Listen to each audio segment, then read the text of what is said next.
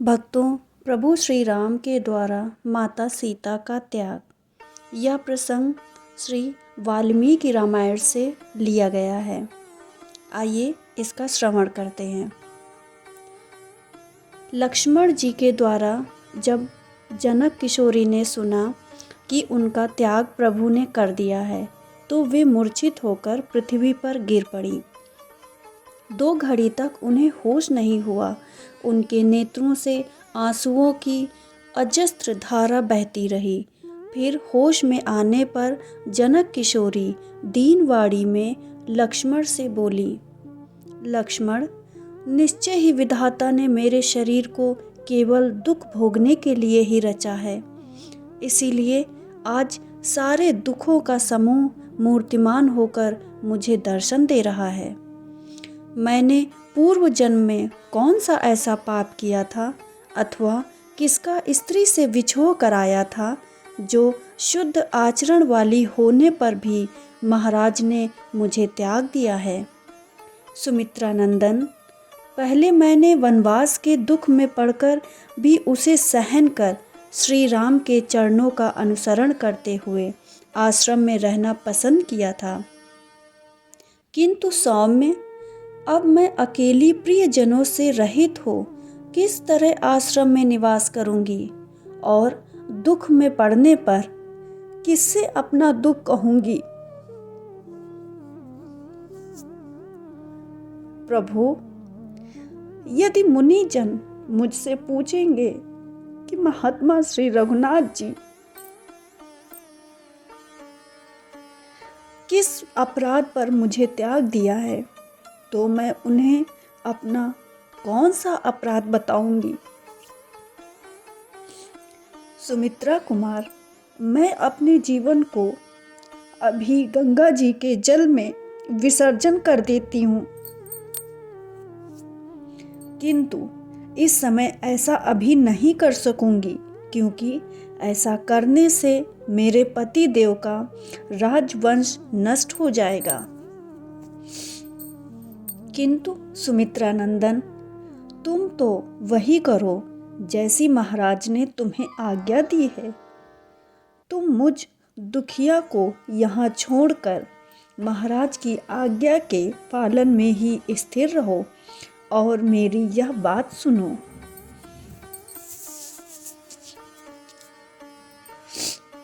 मेरी सब सासुओं को समान रूप से हाथ जोड़कर मेरी ओर से उनके चरणों में प्रणाम करना, साथ ही महाराज के भी चरणों में मस्तक नवाकर मेरी ओर से उनकी कुशल पूछना।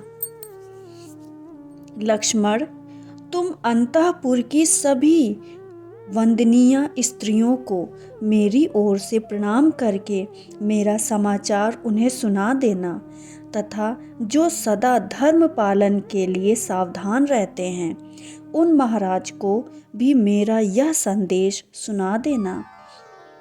रघुनंदन, वास्तव में तो आप जानते ही हैं कि सीता शुद्ध चरित्रा है, सर्वथा ही आपके हित में तत्पर रहती है और आपके प्रति परम प्रेम भक्ति रखने वाली है। वीर, आपने अपयश से डरकर ही मेरा त्यागा है, अतः लोगों में आपकी जो निंदा हो रही है अथवा मेरे कारण जो अपवाद फैल रहा है, उसे दूर करना मेरा भी कर्तव्य है, क्योंकि मेरे परम आश्रय आप ही हैं। लक्ष्मण, तुम महाराज से कहना कि आप धर्म पूर्वक बड़ी सावधानी से रहकर पूर्ववासियों के साथ वैसा ही बर्ताव करें जैसा अपने भाइयों के साथ करते हैं। यही आपका परम धर्म है और इसी से आपको परम उत्तम यश की प्राप्ति हो सकती है। राजन, पूर्ववासियों के प्रति धर्मानुकूल आचरण करने से जो पुण्य प्राप्त होगा, वही आपके लिए उत्तम धर्म और कीर्ति है। पुरुषोत्तम, मुझे अपने शरीर के लिए कुछ भी चिंता नहीं है। रघुनंदन, जिस तरह पूर्ववासियों के अपवाद से बचकर रहा जा सके उसी तरह आप रहें। स्त्री के लिए तो पति ही देवता है, पति ही बंधु है, पति ही गुरु है। इसलिए उसे प्राणों की बाजी लगाकर भी विशेष रूप से पति का प्रिय करना चाहिए। मेरी ओर से सारी बातें तुम श्री रघुनाथ जी से कहना और आज तुम भी मुझे देख जाओ। मैं इस समय ऋतुकाल का उल्लंघन करके गर्भवती हो चुकी हूँ। सीता के इस प्रकार कहने पर लक्ष्मण का मन बहुत दुखी हो गया। उन्होंने धरती पर माथा टेक कर प्रणाम किया। उस समय उनके मुख से कोई भी बात नहीं निकल सकी।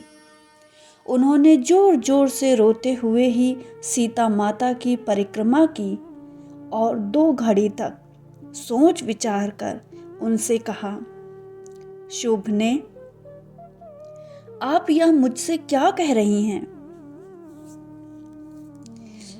निष्पाप पतिव्रते, मैंने पहले भी आपका संपूर्ण रूप कभी नहीं देखा है, केवल आपके चरणों की ही दर्शन किए हैं।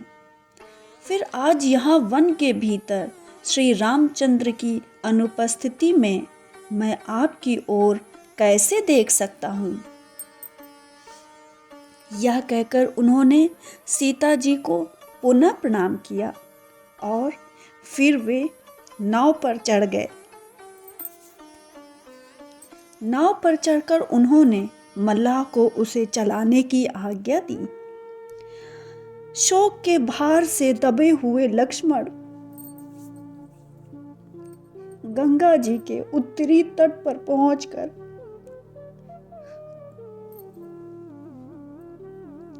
दुख के कारण अचेत से हो गए और उसी अवस्था में जल्दी से रथ पर चढ़ गए। सीता गंगा जी के दूसरे तट पर अनाथ की तरह रोती हुई धरती पर लौट रही थी। लक्ष्मण बार बार मुंह घुमाकर उनकी ओर देखते हुए चल दिए। रथ और लक्ष्मण क्रमशः दूर होते गए। सीता उनकी ओर बारंबार देखकर उद्विग्न हो उठी। उनके अदृश्य होते ही उन पर गहरा शोक छा गया। अब उन्हें कोई भी अपना रक्षक नहीं दिखाई दिया। अतः यश को धारण करने वाली वे यशस्विनी सती सीता दुख के भारी भार से दबकर चिंतामग्न हो मयूरों के कमलाद से गूंजते हुए उस वन में जोर जोर से रोने लगी। जहाँ सीता रो रही थी वहाँ से थोड़ी ही दूर पर ऋषियों के कुछ बालक थे। वे उन्हें रोते देख अपने आश्रम की ओर दौड़े, जहाँ उग्र तपस्या में मन लगाने वाले भगवान वाल्मीकि मुनि विराजमान थे। उन सब मुनि कुमारों ने महर्षि के चरणों में अभिवादन करके उनसे सीता जी के रोने का समाचार सुनाया। वे बोले, भगवान, गंगा तट पर किन्हीं महात्मा नरेश की पत्नी हैं जो साक्षात लक्ष्मी के समान जान पड़ती हैं। उन्हें हम लोगों ने पहले कभी नहीं देखा था। वे मोह के कारण विकृत मुख होकर रो रही हैं। भगवान, आप स्वयं चलकर अच्छी तरह देख लें। वे आकाश से उतरी हुई किसी देवी सी दिखाई देती हैं। प्रभु, गंगा जी के तट पर जो वे कोई श्रेष्ठ सुंदरी स्त्री बैठी हैं, बहुत दुखी हैं। हमने अपनी आँखों से देखा है। वे बड़े जोर जोर से रोती हैं और गहरे शोक में डूबी हुई हैं। वे दुख और शोक भोगने के योग्य नहीं हैं। अकेली हैं, दीन हैं और अनाथ की तरह बिलख रही हैं। हमारी समझ में ये मानवीय स्त्री नहीं हैं। आपको इनका सत्कार करना चाहिए। इस आश्रम से थोड़ी ही दूर पर होने के कारण ये वास्तव में आपकी शरण में आई हैं। भगवान, ये साध्वी देवी अपने लिए कोई रक्षक ढूंढ रही हैं, अतः आप इनकी रक्षा करें। उन मुनि कुमारों की यह बात सुनकर धर्मज्ञ महर्षि ने बुद्धि से निश्चित करके असली बात को जान लिया, क्योंकि उन्हें तपस्या द्वारा दिव्य दृष्टि प्राप्त थी। जानकर वे उस स्थान पर दौड़े हुए आए जहां मिथिलेश कुमारी सीता विराजमान थीं। उन परम बुद्धिमान महर्षि को जाते देख उनके शिष्य भी उनके साथ हो लिए। कुछ पैदल चलकर वे महामती महर्षि सुंदर अर्घ लिए गंगा तटवर्ती उस स्थान पर आए। वहां आकर उन्होंने श्री रघुनाथ जी की प्रिय पत्नी सीता को अनाथ की सी दशा में देखा। शोक के भार से पीड़ित हुई सीता को अपने तेज से आह्लादित सी करते हुए मुनिवर वाल्मीकि मधुर वाणी में बोले, पतिव्रते, तुम राजा दशरथ की पुत्र वधू, महाराज श्री राम की प्यारी पटरानी और मिथिला के राजा जनक की पुत्री हो। तुम्हारा स्वागत है। जब तुम यहाँ आ रही थी तभी अपनी धर्म समाधि के द्वारा मुझे इसका पता लग गया था। तुम्हारे परित्याग का जो सारा कारण है उसे मैंने अपने मन से ही जान लिया है। महाभागे, तुम्हारा सारा वृत्तांत मैंने ठीक ठीक जान लिया है। त्रिलोकी में जो कुछ हो रहा है वह सब मुझे विदित है। सीते, मैं तपस्या द्वारा प्राप्त हुई दिव्य दृष्टि से जानता हूँ कि तुम निष्पाप हो, अतः विदेह नंदिनी, अब निश्चित हो जाओ, इस समय तुम मेरे पास हो।